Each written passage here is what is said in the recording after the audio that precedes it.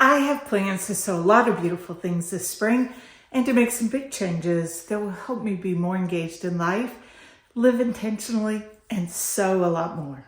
I am really excited about my sewing plans for February and March and for my big plan on getting more sewing done and living a more intentional life. I am Christine, and I'm going to start off with what I'm wearing. This is the Pogo Knit Pullover by Friday Pattern Company. Love this make. It's a relatively recent make, and I've been wearing it as much as I can while it's still cool. Now today it's not really cold enough to wear it, but I don't care. I'm a little bit tired. I'll talk about that later, and when I'm tired, I'm colder, and so this is just cozy, and I love the style. So let's get into what I'm making. So I've been teasing out a little bit that I had plans to make something out of this gorgeous ice-dyed fabric that my good friend and sew sister Michelle from Michelle Sews Again ice-dyed for me. I'm so thankful for this, and I wanted to make something that would really make this fabric shine, would really fit the aesthetic of the design of the dye, and also really be something I'd want to wear a lot because I love this. And so I am going to be making the Saturday set by the Friday Pattern Company. Now, when I first saw this pattern come out, I wasn't really all that entranced with anything but the skirt. I've always loved the skirt, but I thought that top would just not be me. I'm not one to show my belly, no matter what my size is, and the plunging line. But I've seen so many versions of this top where people have used it as a layering piece, and I know my time is limited this season for layering pieces, so I'm going to pair this together. I'm going to be tracing out this pattern this afternoon, and I'll get started on the skirt right away. So that's plan 1. Plan 2, 3, and 4 are all centered around preparing for Sew Frugal 24. That's a challenge being run on Instagram. I'm participating as a vlogger again. And I have decided this year that I'm going to sew up all the patterns that I've talked about. One of these that's left in my rotation, I've sewn. The other 2 are new to me. For the next 3 makes, I'm going to be doing a sew along or sew with me to go along with the patterns. And the first one is the Petal Wrap Dress by Twig and Tale. I'm going to be sewing it out of this beautiful linen. This I purchased from Minerva, and I had the intention to sew something for myself. I have 3.2 meters of this, but this is the wrong color for me. I had my colors done last spring. I thought I was a winter, and it turns out I'm a calm autumn, and I had quite a number of pieces of fabric that just don't work with my coloring. So even though I have 3.2 meters of this, and I would normally tend to reserve these large cuts for a dress or something that's going to make the best use of the fabric, since I know I'm not making something for me out of this, I will be making multiple things for the grandkids. So plan 2 is also another free pattern. I'm getting ready for Sew Frugal 24, and I wanted to do a sew with me for all of the patterns that I'm going to talk about in my video. So in preparation, I'm doing a lot of free children makes, and I have this remnant that I've been hanging on to of some art gallery knit fabric with little cats. It looks from a distance like squiggles, but it's a bunch of cats. It's non-directional, which is great. And I'm going to make the Brindille Twig Bummies out of this. Because this is non-directional fabric, I'm sure I can get a pair of Bummies out of this fabric, and it would be super cute for my soon-to-be granddaughter who's due in about a month. Very exciting. For my next make, I'm going to make something I've made before, and that's from Hey June. It's the Racerback Tee. It's a free pattern. I've made it before. It comes together really quick, and I'm going to sew 2 dresses out of this Hazy Daisy print in marine colorway from Art Gallery. The girls are going to be twinning with me. I'm not leaving Charlie out of my plans. I sewed a muslin. It was supposed to be a fit muslin, but I kept finishing it a little more and a little more and a little more until it was done. I made him McCall's M6044 in a Baby Yoda fabric from Joann's that was cheap as chips, as the saying goes. He loves the fit on this shirt, and I was kind of kicking myself that I didn't use a nicer fabric, but I didn't know. I didn't know that he would find the shirt that fit him better than any shirt he has ever worn.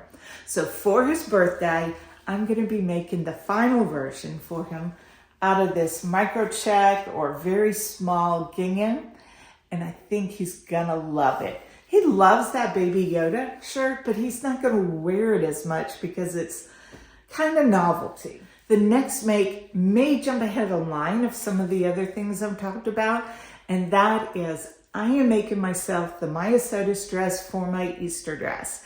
I know I'm going to need to do a little bit of a fit muslin on this, so it's going to take 1 or 2 iterations before I get it right. And I don't want my Easter dress to become like my Christmas dress, which means never made. I have a couple of fabrics in mind for it, but I'm going to do the foot muslin first. Then I'm going to go through my fabric and I'll let you know what I land upon for the final version of the dress. My next pattern pick and pairing is for the Tilly and the Buttons Lyra dress. I plan on using this Art Gallery fabric. It's a print by Dana Willard. I just love this. I love the colors, and it looks a little Art Deco to me. I think it will be really pretty as a Lyra. I think the fabric is going to really shine with this. I plan on doing the version with the short sleeves. I'm going to try it first with one single tier, see how that looks, see if I want to put a ruffle on it. I do have 3 meters of this, but it is not, I don't think it's wide. Let me take a look. I bought this so long ago. We'll see. I think I do have enough fabric to put a tier on.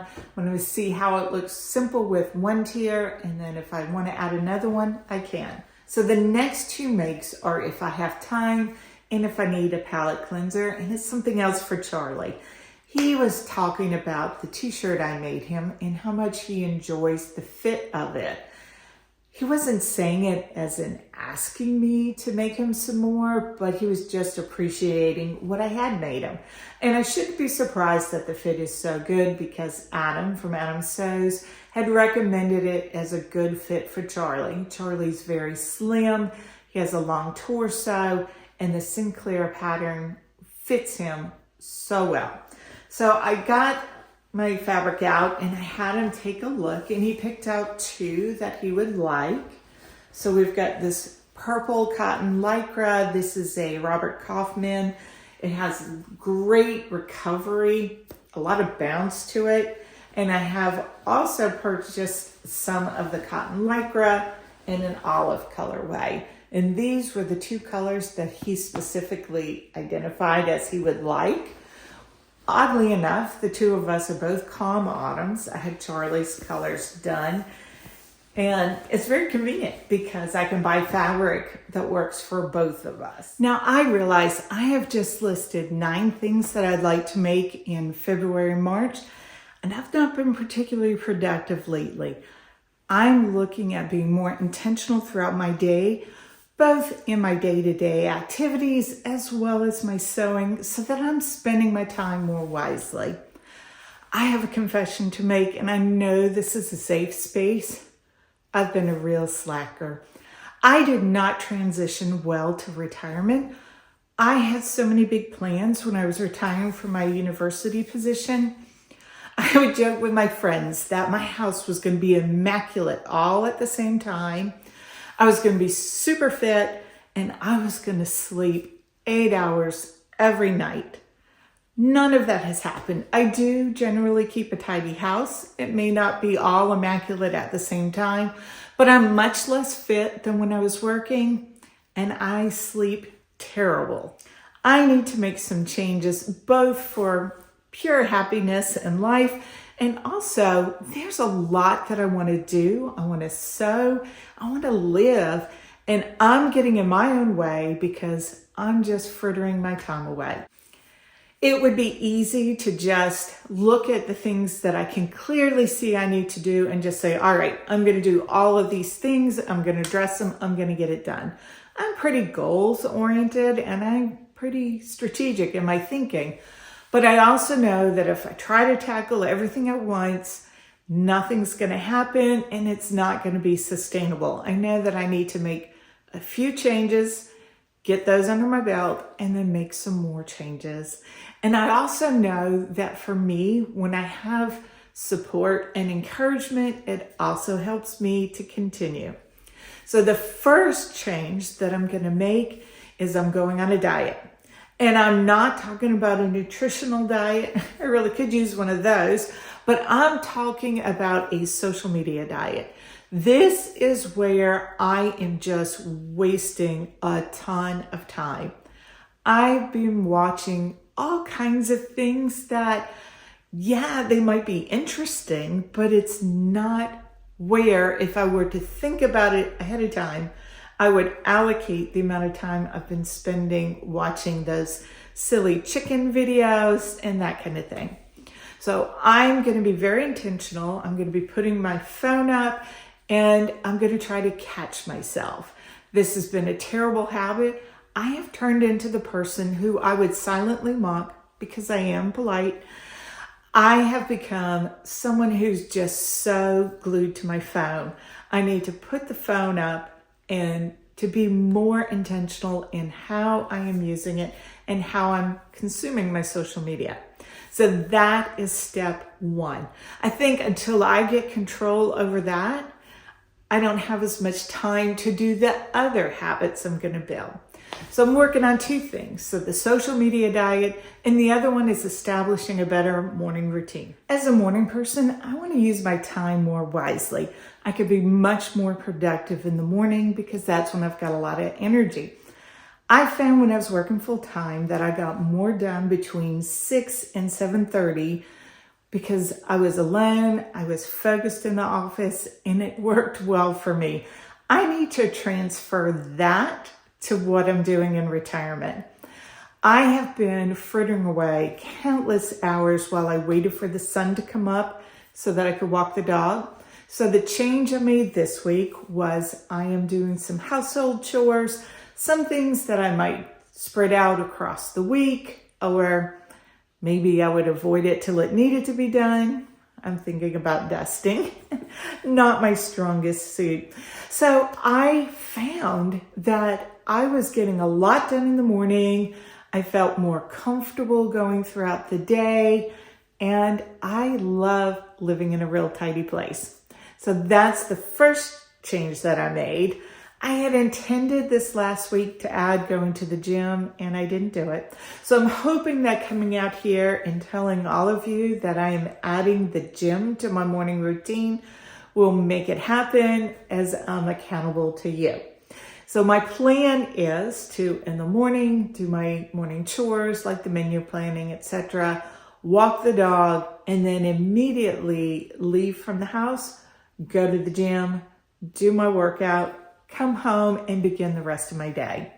Now I'm going to reel this back into sewing because this is going to give me more time for sewing, which I passionately love. I've never lost my sojo. I have a desire to sew, but I was letting activities and actions and things that weren't important to me take precedence over the things that I love to do. I'm already feeling very encouraged.